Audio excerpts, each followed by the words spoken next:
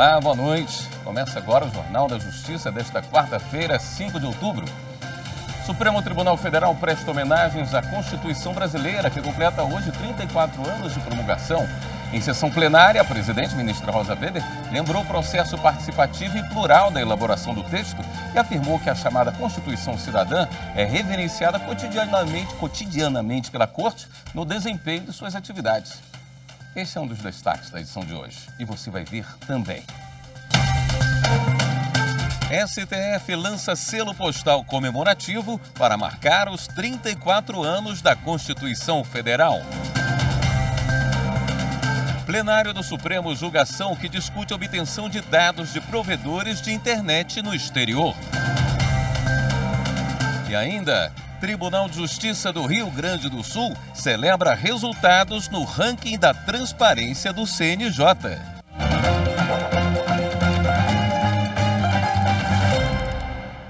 A Constituição Federal completa hoje 34 anos. A chamada Constituição Cidadã é considerada um marco de uma mudança em que os direitos humanos passaram a ser vistos como prioridade pelo Estado. Ela também foi importante para a luta das mulheres brasileiras por mais direitos e espaço. Quem conta para a gente essa trajetória é a repórter Evelyn Araújo.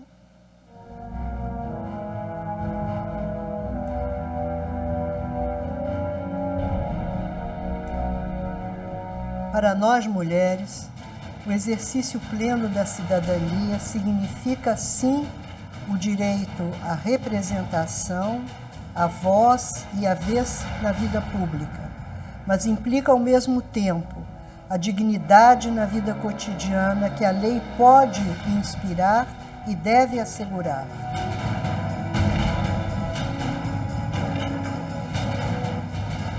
Em 1986, um ano antes da Assembleia Nacional Constituinte, o Conselho Nacional de Mulheres se reuniu para escrever a várias mãos esta carta. Um documento destinado aos parlamentares que elaborariam a nova Constituição com as principais demandas das brasileiras naquele momento histórico.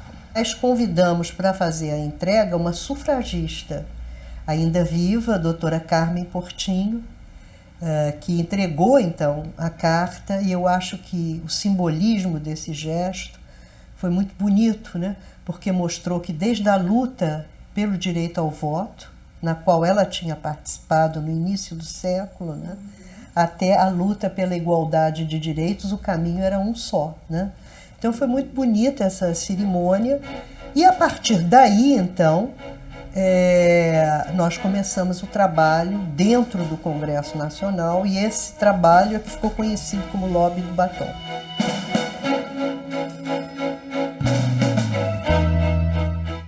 Durante a Constituinte, esse cenário ficou comum aos cidadãos. Naquela época, 559 deputados e senadores foram eleitos para representar aqui os interesses da população. Um espaço tão amplo e diverso, porém, foi ocupado por apenas 26 mulheres. Elas assumiram o compromisso de trabalharem e fazerem valer as demandas das mulheres naquela carta.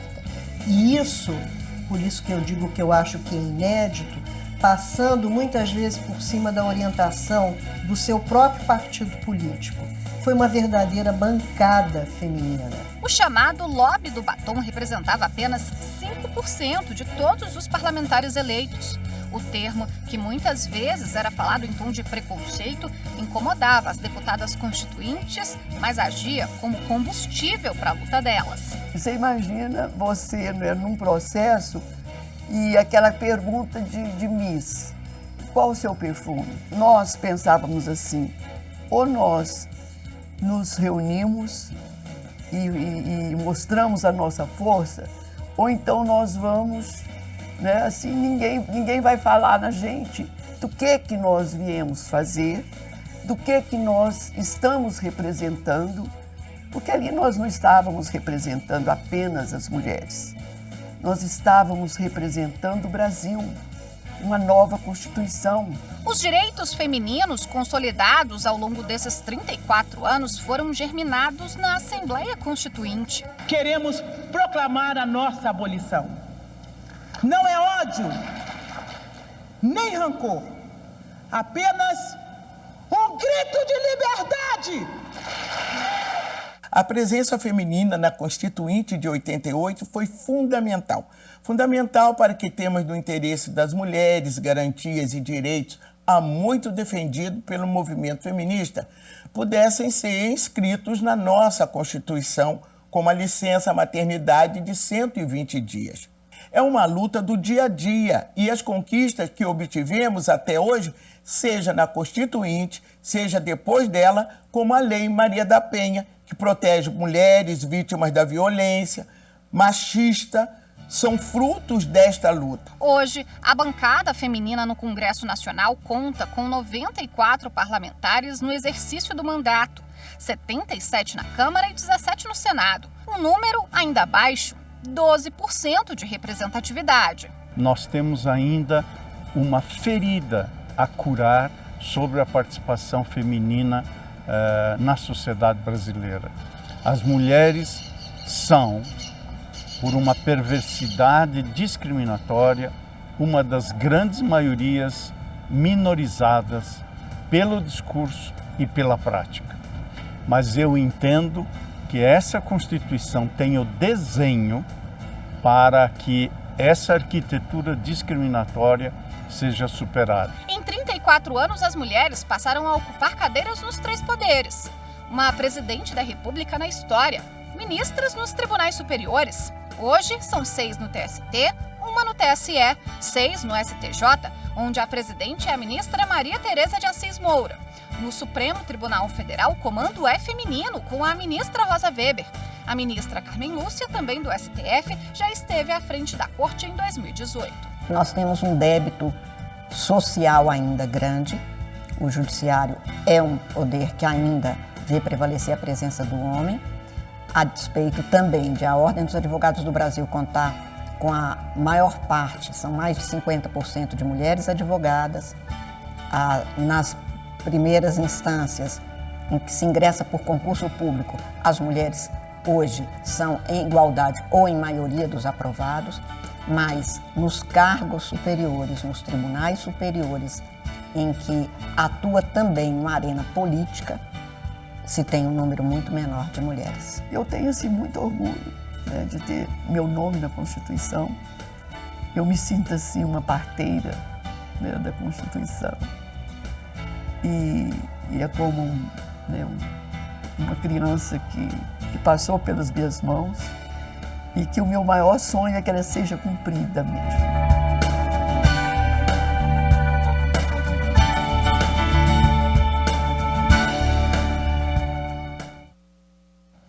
E em comemoração pelos 34 anos da Constituição, o Supremo Tribunal Federal lançou oficialmente um selo postal e uma exposição temática.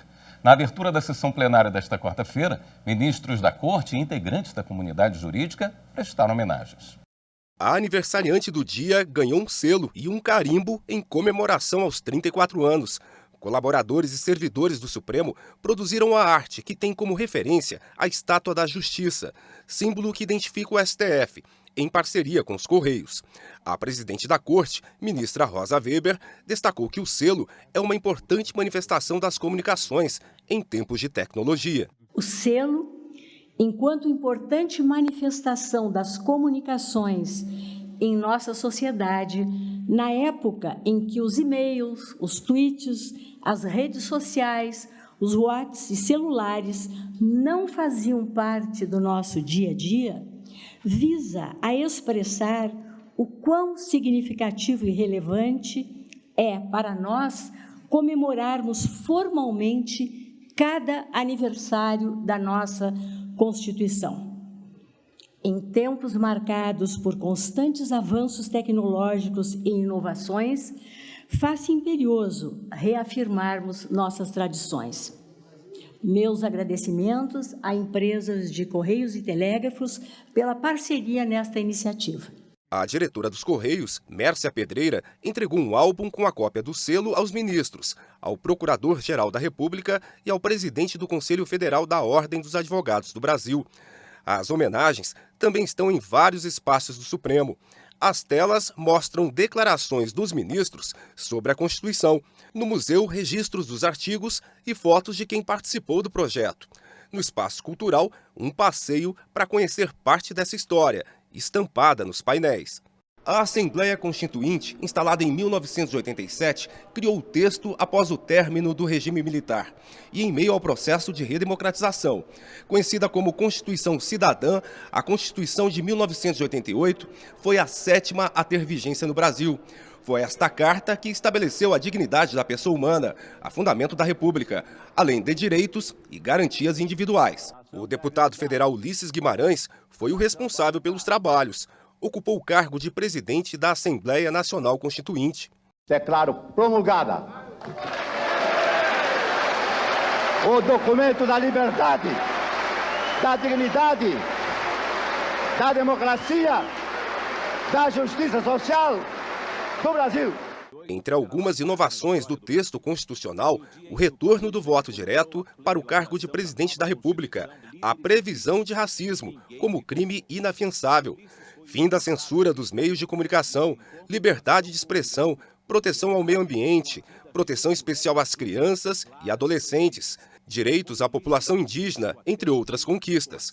A abertura da sessão plenária desta quarta-feira foi dedicada para comemorar os 34 anos da Constituição que mudou os rumos do Brasil. Esta Suprema Corte reverencia cotidianamente a Constituição Cidadã no desempenho de sua atividade precípua de prestar a jurisdição constitucional, incumbida que é de guardá-la por expresso mandamento nela contido. Essa Constituição de 88 é democrática desde sua gênese. Ela é democrática também, mais uma vez com o Dr. Ulisses, porque não se pretende perfeita. Ela o confessa, dizia ele, ao admitir a reforma. É democrático que, respeitadas balizas inegociáveis, que nós juristas nominamos de cláusulas pétreas, uma geração não acorrente à outra. A emenda à Constituição pode cumprir com essa atualização. A Constituição de 88, com todos os seus grandes avanços e inovações, continua a grande tradição do constitucionalismo moderno, quando se estrutura em 2 eixos fundamentais: a definição dos espaços invioláveis do indivíduo e o desenho institucional da estrutura e organização dos poderes. É, portanto, a um só tempo, Carta de Direitos e Carta de Competências. A Constituição representa o triunfo da liberdade sobre a repressão, dos direitos humanos sobre o arbítrio e da cidadania sobre a opressão. A seguir, plenário do Supremo julga ação que discute a obtenção de dados de provedores de internet no exterior. Voltamos em instantes.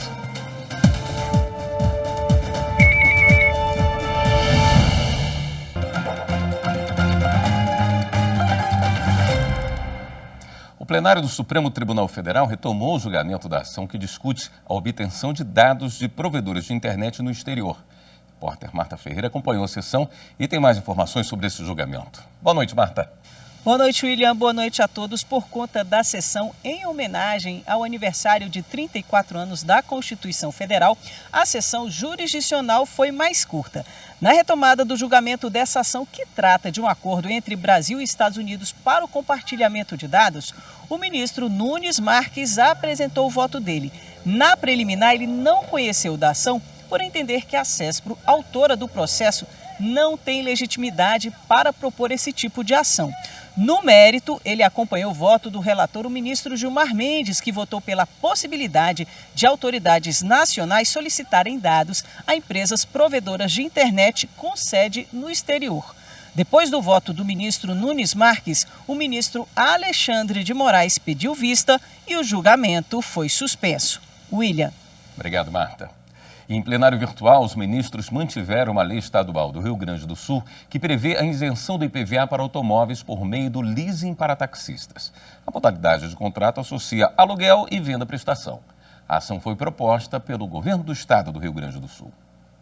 O relator do caso, o ministro Nunes Marques, entendeu que não havia nenhuma inconstitucionalidade e julgou o pedido improcedente. Segundo o magistrado, a Constituição da República admite a adoção de alíquotas diferenciadas em função do tipo e do uso do veículo, e esses critérios são válidos para a promoção da igualdade fiscal. Não vislumbro qualquer violação ao princípio da legalidade ou ao modelo constitucional do fato gerador do IPVA.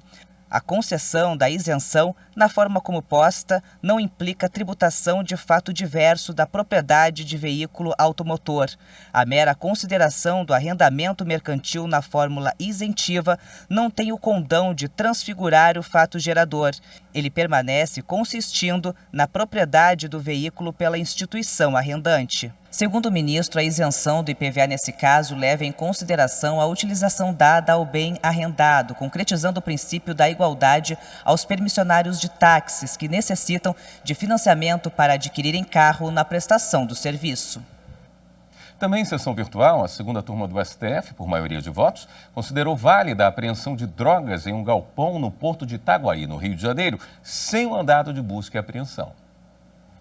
No julgamento, em sessão virtual, prevaleceu o voto divergente do ministro Nunes Marques. Ele julgou válida a entrada das polícias federal e civil em um galpão no porto de Itaguaí, no Rio de Janeiro, diante dos indícios de tráfico internacional de drogas.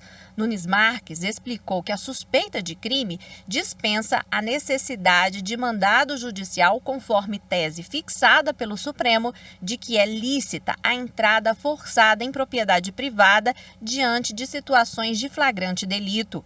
O entendimento foi seguido pelos ministros Ricardo Lewandowski e André Mendonça. De acordo com o processo, agentes das polícias federal e civil estavam fazendo vigília permanente em frente ao galpão usado para exportação de frutas depois que o setor de inteligência recebeu denúncia anônima sobre tráfico internacional de drogas. A Polícia Civil começou a investigação e, em um momento oportuno, entrou no local. Em seguida, a Polícia Federal reforçou a ação. Foram apreendidos 695 quilos de cocaína. Parte do entorpecente estava escondida dentro de mangas, já preparadas para exportação.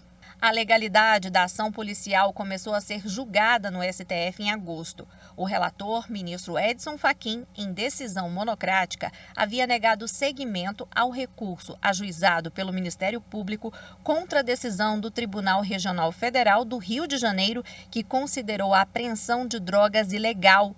O relator julgou que não havia possibilidade de reanalisar as provas para relativizar o direito fundamental à inviolabilidade de propriedade privada. O MPF, então, apresentou agravo para ser julgado pela segunda turma da Corte. Tribunal de Justiça Gaúcho celebra resultados no ranking da transparência do CNJ. Assunto para o próximo bloco. Até já.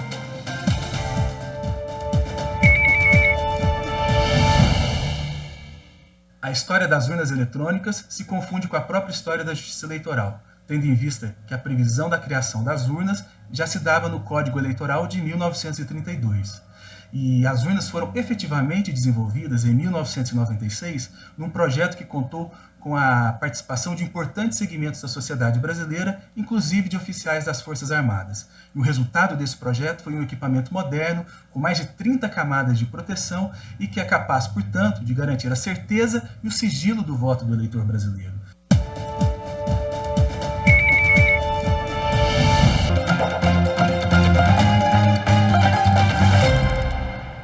A Associação Católicas pelo Direito de Decidir pode manter o termo católicas no nome. A decisão é do Superior Tribunal de Justiça. A Associação Centro Dom Bosco de Fé havia pedido o reconhecimento do uso indevido da expressão católicas pela entidade Católicas pelo Direito de Decidir, que defende a descriminalização do aborto. Segundo a ação ajuizada, haveria pública e notória incompatibilidade com a doutrina da Igreja Católica Apostólica Romana. O processo foi extinto em primeira instância sem resolução de mérito, pois se entendeu que a entidade autora da ação não tem legitimidade para a demanda. Mas o Tribunal de Justiça de São Paulo reformou a sentença e determinou que a Associação Católicas pelo Direito de Decidir deixasse de utilizar o termo em seu nome. No STJ, a terceira turma deu parcial provimento ao recurso especial da entidade Católicas pelo Direito de Decidir para restabelecer a sentença que reconheceu a falta de legitimidade processual da Associação Centro Dom Bosco de Fé. A relatora ministra Nancy Andrighi concluiu que quem teria, em tese, ligação direta com o direito material discutido no processo não seria o Centro Dom Bosco, que é uma associação de fiéis, mas sim a própria Igreja Católica. O Tribunal Regional Federal da Primeira Região condenou a União ao pagamento de danos morais por falta de assistência médica a uma indígena que sofreu um aborto. A indígena é da comunidade Xerente, no Tocantins. De acordo com o processo, ela passou por 2 hospitais reclamando de dores no ventre e não foi submetida a nenhum exame de ultrassonografia obstétrica, por falta de equipamento. Mesmo assim, foi liberada pelo médico plantonista e acabou sofrendo um aborto. No recurso, a União defendeu que não pode ser responsabilizada por erro médico nesse caso, apenas pelo fato de o atendimento ter sido realizado no âmbito do subsistema de atenção à saúde indígena, que compõe o SUS, e ainda tendo em vista que a suposta negligência ocorreu no serviço prestado em hospitais municipais. O Ministério Público Federal contestou esses argumentos, considerando que, apesar de a omissão ter ocorrido em hospitais da rede municipal, a saúde indígena é responsabilidade da União, que deve coordenar os esforços para o pleno atendimento. Nesse mesmo sentido, o relator do caso, desembargador federal Souza Prudente, destacou que, embora a hipótese dos autos não cuide estritamente de fornecimento de medicamento, a mesma lógica acompanha a prestação de serviço público de saúde, na medida em que o acompanhamento médico de uma gestação se equipara a tratamento médico preventivo, atraindo para si a responsabilidade solidária da União Federal, em virtude de compor o SUS, sendo que não se limita apenas ao aporte financeiro, mas também pela execução do atendimento médico. Com esse entendimento, a 5ª turma do TRF da Primeira Região manteve a condenação da União, determinando o pagamento de mais de R$ 144 mil à indígena por danos morais. O Tribunal de Justiça do Rio Grande do Sul comemora o resultado do ranking da transparência de 2022. A relação anual é feita pelo Conselho Nacional de Justiça. A posição do Judiciário Gaúcho foi conquistada com um índice de 87,5% de transparência. Para determinar o ranking, são avaliados 84 pontos. Entre eles, se os órgãos publicam calendários de sessões, levantamentos estatísticos de atuação e informações sobre licitações e contratos. A presidente do TJRS atribui a colocação à dedicação das equipes. Se traduz, evidentemente, em todo o trabalho do Judiciário Gaúcho, tanto administrativamente quanto jurisdicionalmente. Envolve, evidentemente, toda a dedicação dos nossos magistrados, dos nossos servidores e dos nossos estagiários. Todos eles produzem esses resultados. O TJRS ainda conquistou 100% no Índice de Produtividade Comparada da Justiça, o chamado IPC-JUS. A medida avalia o quanto as comarcas são produtivas e eficientes. Nós podemos festejar, comemorar o seguinte: com os nossos recursos, com o nosso pessoal, com o nosso material humano, nós produzimos 100%.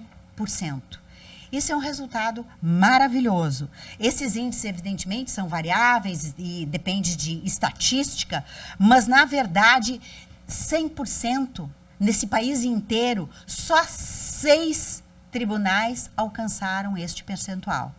Dentre eles, o Rio Grande do Sul. Dentre os grandes tribunais, os tribunais de grande porte, o único que conseguiu 100%. Recuperamos também mais uma vitória.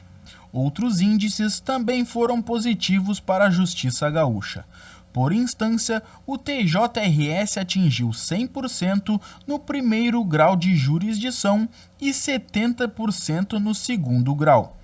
O Judiciário do Rio Grande do Sul ainda conta com a maior quantidade absoluta de unidades judiciárias com o juízo 100% digital. São 1.045 unidades em que os cidadãos podem acessar a justiça por meio da tecnologia.